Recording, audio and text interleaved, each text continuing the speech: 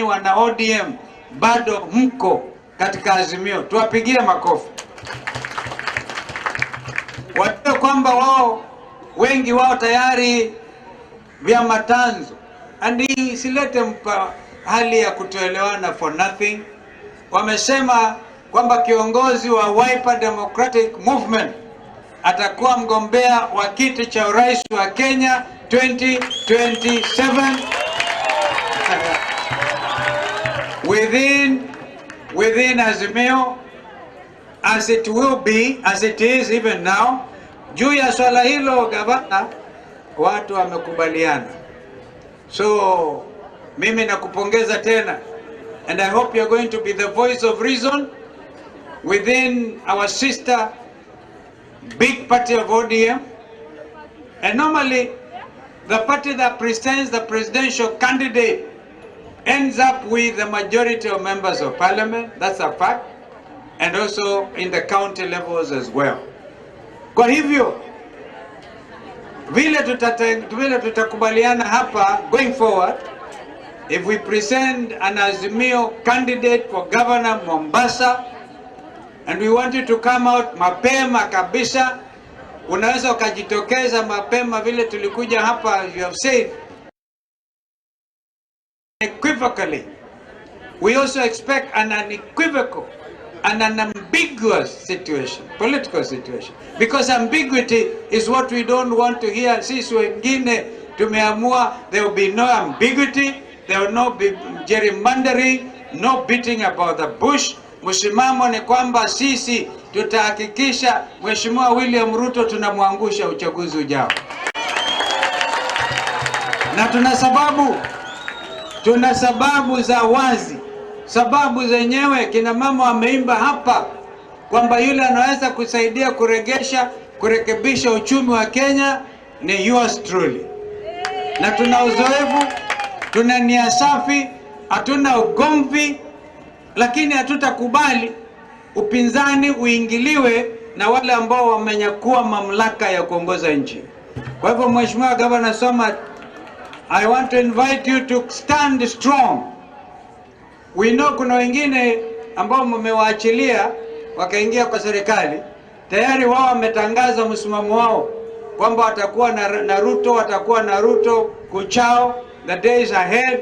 That we respect their decision. We respect their decision.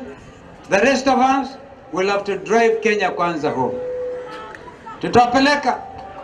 Nataka mjue kutatokea mambo ya ajabu Kenya hii. Wakenya wamechoka. Gen Z vijana wakauawa hivi tunavyozungumza, na nyinyi Mombasa mlitia fora. Tuwapongezeni vijana wetu wa Gen Z Mombasa.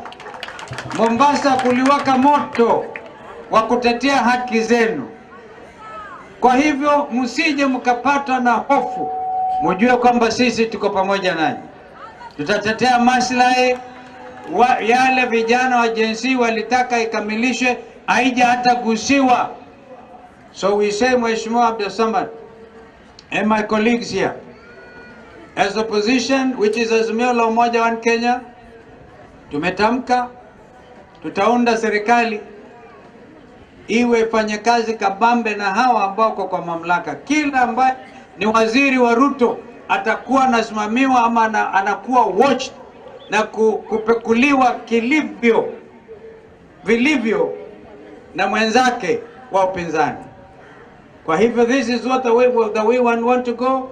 Kenya is a multi-party democracy under our constitution, and nobody can change that.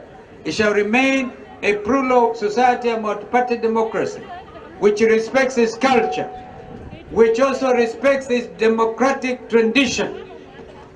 We want to answer kuwe na ukweli na usawa juu ya mambo haya. Je, tuko pamoja?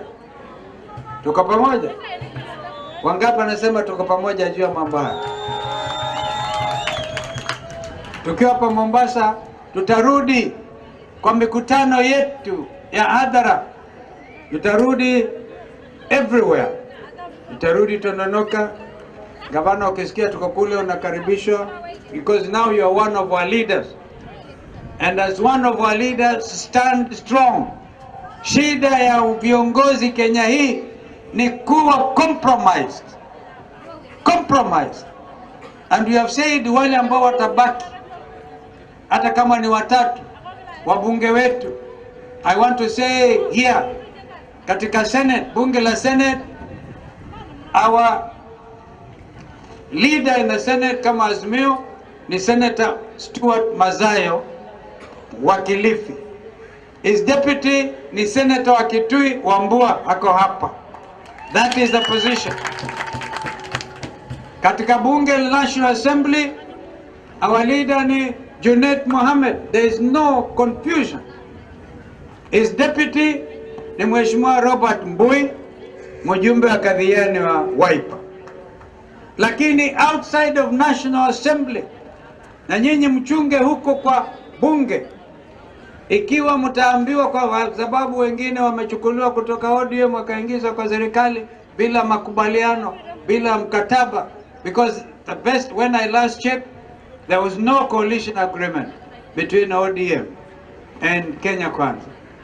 If there was, mtatuelezea kama kulikuwa makubaliano baada yako. We know what has been happening ni kwamba kwa sababu Raila Amolo Odinga na tumempa full blessings kuelekea apate kiti cha AUC chairmanship.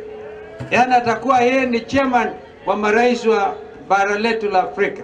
Na tunajua kuna upinzani, lakini tuko tayari kushirikiana mpaka aibuke mshindi. Hiyo isionekane kama sasa sababu moja ya Kenya Kwanza kukimbia Luo Nyanza, kuja Mombasa, kwenda Ukambani, kwenda kila mahali to try and bring confusion. And even the leader becomes confused. Tunaona sasa wanabishana wabunge, and if this be Azimio MPs, I want to really say we are very sorry. Wanabishana, wakati Ruto amekuwa kule sasa anatoka huko anakuja Mombasa leo. Wengine wanasema sisi tumepatiwa 200,000, laki mbili. Wengine tumepatiwa 500,000. Wanabishana huko kwa mitandao. Wengine wapatiwa 2 million kulingana na urafiki ama zile political capital ambazo wanaonekana. Jameni, ameni huko. Vijana walisema siasa ya kuongana, kununuliwa, that is what the GNCs are against. You become compromised even before you go. We want you to know, mwaka jana Raila na mimi na wenzetu tulifanya demonstrations kila mahali kupinga finance bill 2023. Vijana wa GNC wakafanya wakapinga 2024 na wakafaulu. Kumbukeni yule alipiga yes, wananchi wanamngojea wakati wa uchaguzi, because already you've been identified as a fellow who cannot be trusted with the mandate that the people of this country have given you. So tunaweka mambo wazi. Safari tumeanza, ni lazima tuokoe nchi. Ndugu yetu Raila kama anaenda AU, there is no vacuum, absolutely no vacuum. Wengine wanasema tumenyakua, hatunyakui, sisi tio wanyakuzi.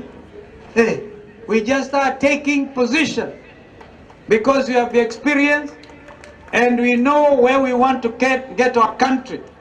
We realize if we don't act promptly, Kenya Kwanza itawalalia, mutatoza ushuru kila kuchao, mutapiga kelele, mutaambiwa mutadu.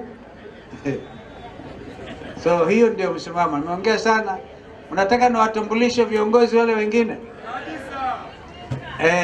Kwanza wabunge wetu yule pale. Okay. I don't know. Asante, Your Excellency. Before you introduce our leaders, kindly